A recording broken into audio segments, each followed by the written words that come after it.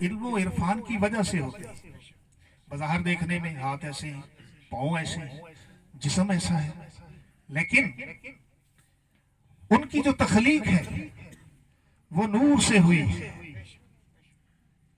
نور سے ہوئی. میں نے سنا ہے اس بات کا دار و مدار راوی پہ ہے کہ بارو شریف والے پیر تھے حضرت خواجہ فقیر محمد رحمت اللہ علیہ. جتنے دن مدینہ شریف میں رہتے تھے ان کے جسم کا سایہ ختم ہو جاتا تھا. سبحان اللہ. میں نے سنا ہے، یہ راوی پہ دار و مدار ہے کہ کس قدر کتنی تصحیح ہے یا نہیں ہے. یعنی یہ ایک ولی کامل کی ملکی حیت ہے کہ بشریت کے تقاضے ختم ہو جاتے ہیں. اللہ کے ذکر میں جو فنا ہوتے ہیں ان کی یہ حالت ہو جاتی ہے. تو آج کل آپ سرکار کے سائے پہ مناظرے ہو رہے ہیں، بحثیں ہو رہی ہیں. یہ ایمان کی کمزوری ہے، عقیدے کی کمزوری ہے. اگر ایمان ہو، عقیدہ ہو تو محبوب میں نقائص تلاش نہیں کیے جاتے، تنقید کی وہاں گنجائش نہیں ہوتی. تو دوستان گرامی، میلاد کے حوالے سے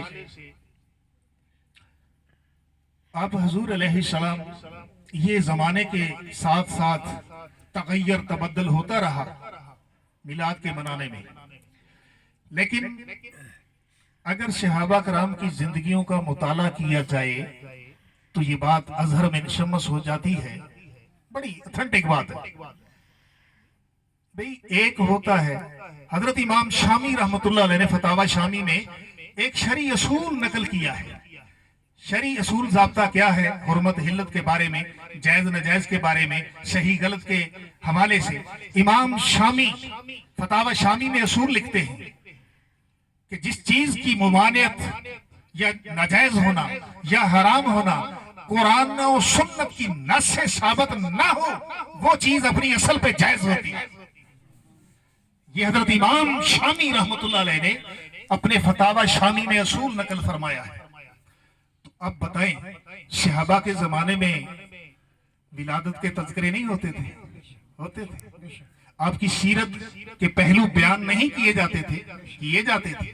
آپ کے کمالات، آپ کے اختیارات سب کچھ بیان ہوتا تھا. درود و سلام پڑھا جاتا تھا. میلاد میں یہی کچھ ہوتا ہے. بے شک بے شک.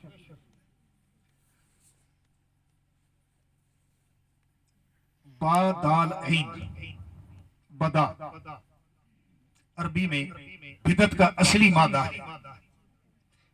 یعنی بدعت لفظ بدا سے مشتق ہے، اخذ ہے، بنی ہے.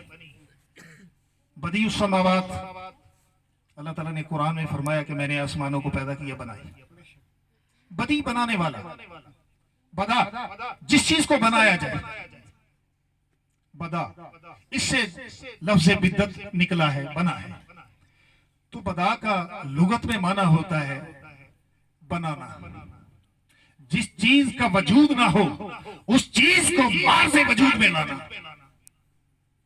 اور بدعت کا معنی ہوتا ہے نئی چیز. بدعت کا معنی نئی چیز. اصل مادہ کیا ہے؟ بدا ہے. تو دوستان گرامی، بدعت کی معروف دو قسمیں ہیں. ذیلی تو بہت ساری ہیں لیکن معروف دو قسمیں ہیں. ایک بدعت حسنہ اور دوسرا بدعت سیاہ. تو دوستان گرامی، بدعت سیاہ وہ بدعت ہوتی ہے، سیاہ کا مطلب ہوتا ہے گمراہ، یعنی گمراہی والی بدعت.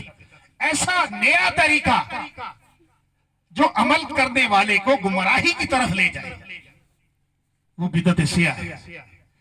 اور ایسا نیا طریقہ جو عمل کرنے والے کو دین اسلام کی طرف لے آئے وہ ہے بدعت حسنہ. میلاد منانا بدعت حسنہ ہے، امورات حسنہ میں سے ہے. تو دوستان گرامی، یہ لوگوں نے بدعت کی رٹ لگا رکھی ہے. بعض علماء نے بدعت کا یہ مفہوم بھی بیان کیا ہے کہ ایسا عمل، ایسا کام جو قرآن و سنت کی نص سے ٹکرا جائے، متصادم ہو جائے، وہ گمراہی والی بدعت ہے. اور جو معاونت والا نیا طریقہ ہو وہ بدعت حسنہ ہے. تو دوستان گرامی قدر اگر یہی مراد لیا جائے کہ ہر نیا کام گمراہی ہے تو دوستان گرامی آج گنتی کے مسلمان روئے زمین پر ملیں گے جن کا دامن بدعت سے پاک ہوگا. یہ قرآن دیکھیے اعراب لگے بدعت حسنہ ہے. صحابہ کے زمانے میں نہیں لگے, سرکار کے زمانے میں نہیں لگے اعراب. یہ حجاج بن یوسف نے لگائے تھے, کوفے کا گورنر تھا. ہو سکتا ہے یہی چیز اسے جنت میں لے جائے, ورنہ تو بڑا وہ سخت کی ظالم تھے. لیکن آج کل کے حکمرانوں سے وہ لاکھوں درجے ایمان والا تھا. ایک لڑکی نے خط لکھا, حجاج بن یوسف تڑپ کر زمین پر گر گیا کہ ہندوستان کے ڈاکیوں کی اتنی جرات کہ مسلمان لڑکی کو انہوں نے گرفتار کر لیا ہے. کشمیر میں کیا ہے کیا ہے وہ صدیقی, کیا نام ہے اس کا عورت کا, عارفہ صدیقی. 25 سال سے ہم نے اپنے ہاتھوں سے اسے ان کے حوالے کیا ہے. وہ کتنی غیرت والا تھا. ہمیں بھی اللہ تعالیٰ ہوش کے ناخن دے, ہمارے حکمرانوں کو بھی دے. وہ انتظار کر رہی ہے کوئی قاسم آئے, کوئی ایوبی آئے, کوئی زنگی آئے. 25 سال سے وہ انتظار کر رہی ہے, لیکن کوئی زنگی نہیں جا رہا, کوئی ایوبی نہیں جا رہا, کوئی ٹیپو نہیں جا رہا, قاسم نہیں جا رہا. تو دوستان گرامی, میلاد کے حوالے سے ہر دور میں کسی نہ کسی شکل میں میلاد مسلمان مناتے رہے, اور پورے عالم اسلام میں. یہ بریلی سے اس کا طریقہ نہیں آیا. بریلی والے تو اعلیٰ حضرت کل ہوئے 100 سال پہلے, 1921 کی آپ کی وفات ہے, 100 سال پہلے تھے. لیکن میلاد تو صحابہ کرام سے چلا آ رہا ہے مختلف صورتوں میں. زمانہ بدلنے کے ساتھ اس کا طریقہ بدلتا رہا, یہ ایک الگ بات ہے. لیکن سرکار کا میلاد ہوتا رہا. کسی صدی میں, کسی سال میں, کسی آن میں, کسی گھڑی میں مسلمانوں کے میلاد نہیں چھوڑا, میلاد بناتے رہے. خاص کر حضرت سلطان ایوبی رحمت اللہ علیہ, صلاح الدین ایوبی رحمت اللہ کے زمانے میں میلاد منانے کا اتنا رواج تھا کہ لاکھوں کی تعداد میں صلاح الدین ایوبی اور ان کا بہنوئی بادشاہ مظفر الدین اس زمانے میں اربوں روپے میلاد پر خرچ کرتے تھے. سبحان اللہ. تو ایک میں بات آپ کے سامنے بیان کرتا ہوں کہ جب بھی کوئی قربانی دی ہے میلاد منانے والوں نے دی ہے. سبحان اللہ. حضرت سلطان صلاح الدین ایوبی رحمت اللہ علیہ نے بیت المقدس کو آزاد کرایا, میلاد منانے والوں نے کرایا. اور جنہوں نے میلاد کا انکار کیا ہے وہ ہندوؤں کو مندر بنا کے دے رہے ہیں, اور عاشقان رسول پر کافر و مشرک کے فتوے لگا رہے ہیں.